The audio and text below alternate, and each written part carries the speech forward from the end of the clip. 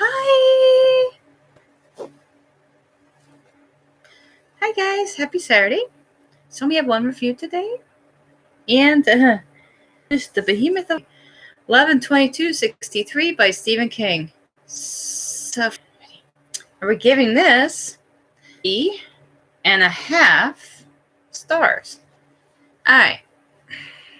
Just a little bit. There we go. Okay, so 11/22/63 is a little different than Stephen King's normal horror books I read. So this is a time travel book. Basically, in it, Jake, our main character, is friends with a guy who owns a diner named Al. Also, he knows Al is, like, one day Al is really young, and then the next day he's really old, and he's almost on the verge of dying. And Jake doesn't know what happened in a day or two. So Al says, look, we need to talk. And Al tells him all about this little wormhole he found that he can time travel and go back to 1958. So Jake tries it out, sees that he could. Comes back, and Al has something for Jake to do since Al's dying. He wants Jake to go back and prevent JFK from being assassinated. So the majority of the book is Jake back in 1958. Also aka George Emerson is what he calls himself. Him going to Maine to start with, Derry, Maine, which ties in, which he has a tie into It in the book, and meeting two characters from It, which is really cool. And then he eventually goes to Texas.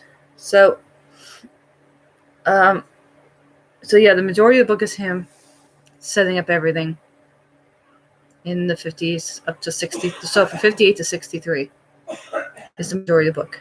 Okay. The end, maybe the last 3 chapters, is where he's trying to prevent the assassination from taking place, which really makes it very intense at the end. Not at the very end, but that part. So yeah, super duper duper duper long book, but it kept me interested. As usual with Stephen King, even his long books are never too boring. It keeps me interested in the storyline, and this one did. So I grew to love the characters: Sadie, Jake / George, Harry, Dunning, all of them. Will I watch the show? Probably not. Considering how long this was, I don't think I could watch the show. And relive that again in the show. Even though James Franco's in it, I'm still probably just going to pass. But yeah, the whole time travel thing was cool. The ending was bittersweet.